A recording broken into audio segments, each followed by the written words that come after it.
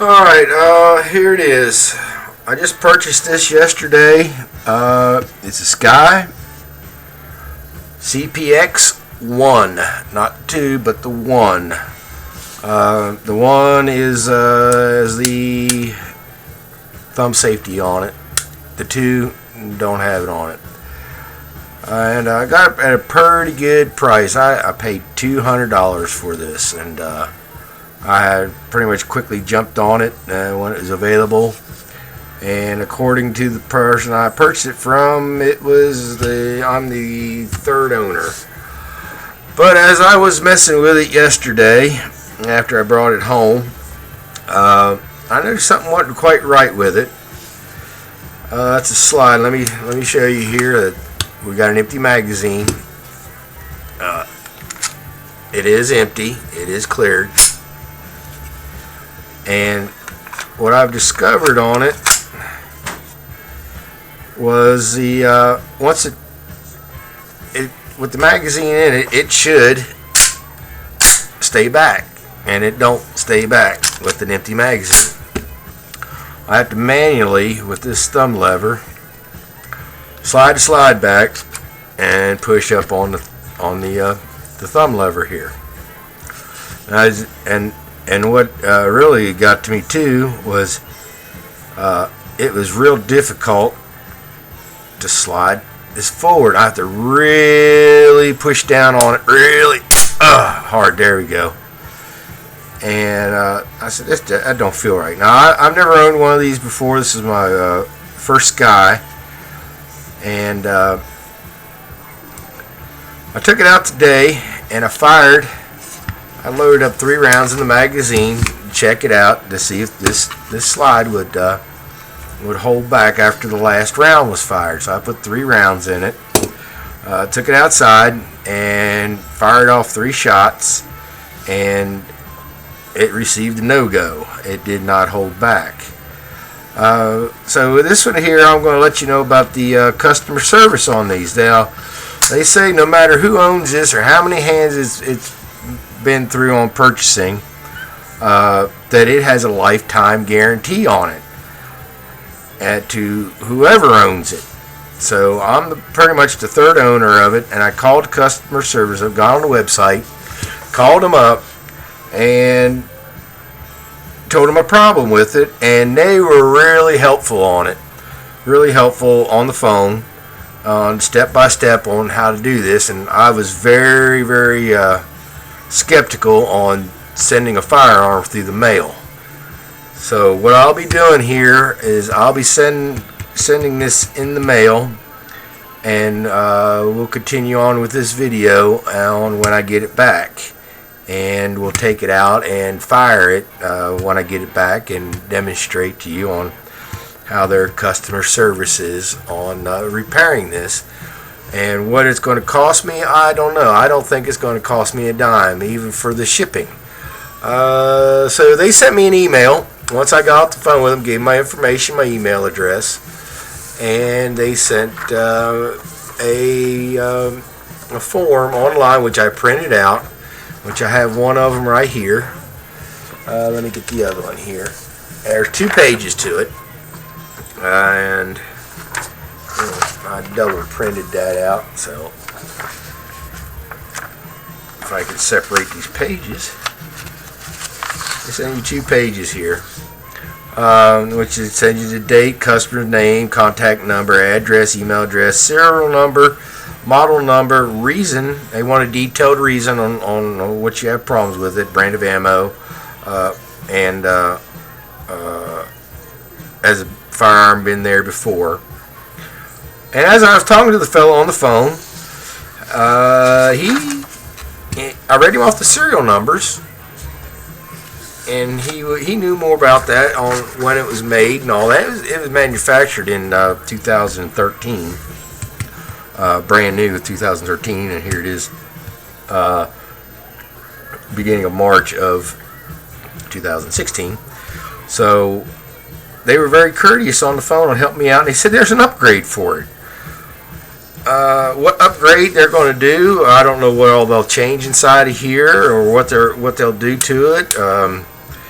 But there is something just not quite right with this right here, because I believe that should be spring loaded. So I wouldn't have bought it pretty much sight on scene right there quickly. For the price, I jumped on it real quick and did my research before I made the transaction on buying this, and that it has a lifetime guarantee. No matter if you bought it brand new or if you're the third, fourth, fifth owner, it has lifetime guarantee. So what I have to do is I have to get a couple boxes. I have to double box it up, put this in a box with the magazine, and then put that box inside of another box. And they also sent me a printout label with the instructions. For UPS, has to go to UPS. Now it has to go directly to, I have to stick this on. That's next day air saver, or however it's sent overnight. So I printed that out, and I have to put that label on the box, and I have to go directly to the UPS distributor, not a UPS store like Office Depot or one of these package places. They will not do it. It's a federal offense to send it through them. They will not handle it. It has to go directly to them, or you'll have to call up a UPS and have the UPS driver come to your house and pick the package up. Or if you can find a UPS driver out there that does a regular routine, and it has to be handed to them, the package does, and then they'll ship it out through them, and it'll come back to your address, and not your work address. It cannot be sent to your workplace for an alternate address. It has to be a home address and no PO box address. But yeah, I kind of after purchasing this and got a feel of it and fired them 3 rounds out of it, I liked it. For the recoil and everything else. I was going to consider this one of my carry guns, and it's got the long trigger stroke. If there's other videos out there will demonstrate this long 2-stage trigger, because it acts like a revolver, and it's got a hammer back here in the back. How well it's sighted in, or how straight it shoots, I won't know. I'm going to wait till after I get it back from them, and after they do all the voodoo and grooves that they're going to do with it. So, but for a 9mm Sky CPX 1, but the 2 doesn't have the thumb safety feature on it, which is on both sides. But also it seems awfully rough to get that to slide back, and some of my other pistols are just really easy. Just put it in there and it's in there. So, but we'll see, and we'll get back with you here and show you, unbox it from them, and take it outside and give it a fire. And they say the return time should be within 12 days. I can live with that. That's fine by me. 12 days I can wait. So I'm going to work on getting a box, getting this all boxed up, and lick and stick the stamp on it, and fill out the form, and send it on its way, and see how it turns out. Okay, like I said before, I was going to send this guy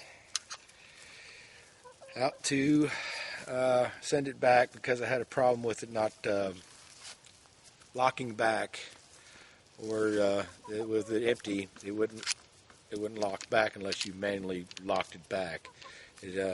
Right now we're empty, no magazine, but I'm going to test fire it, and what I've done with it is a magazine problem. And what was going on was the magazine wasn't locking it back.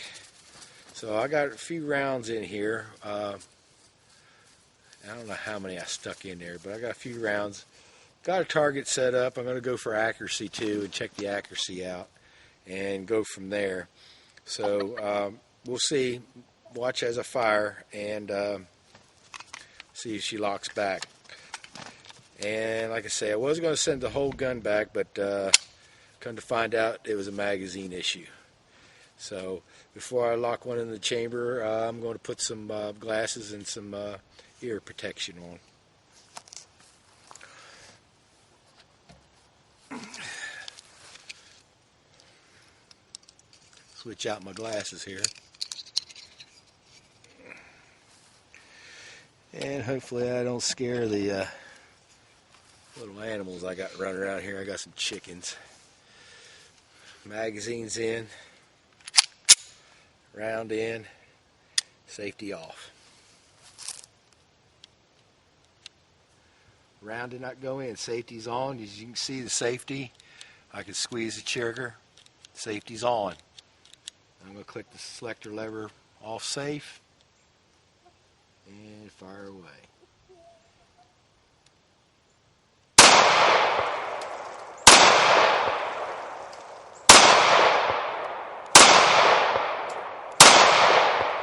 And we're empty. As you can see, it's locked back.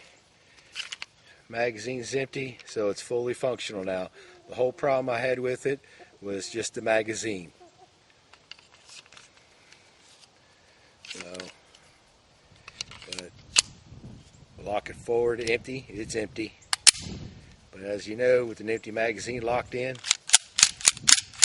and guess what? There we go. Let's try it one more time.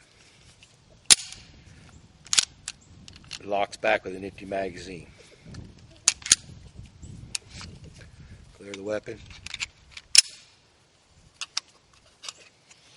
And let's take a look at our targets.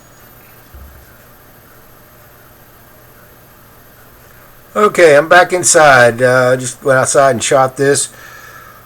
Found out that it was a magazine issue, but then again, it was not. For some reason, the more I fired it, it would not slide back. So I'm still going to take this back, send it back. And I think it's right in here in this little notch in the slider. If you can see right here, the little notch right here, it is not holding it back on the locking device back here. So it goes back, but stay tuned. I've got a new one to show up on part 2, which is the SKYY, and is first generation. So tune in to part 2.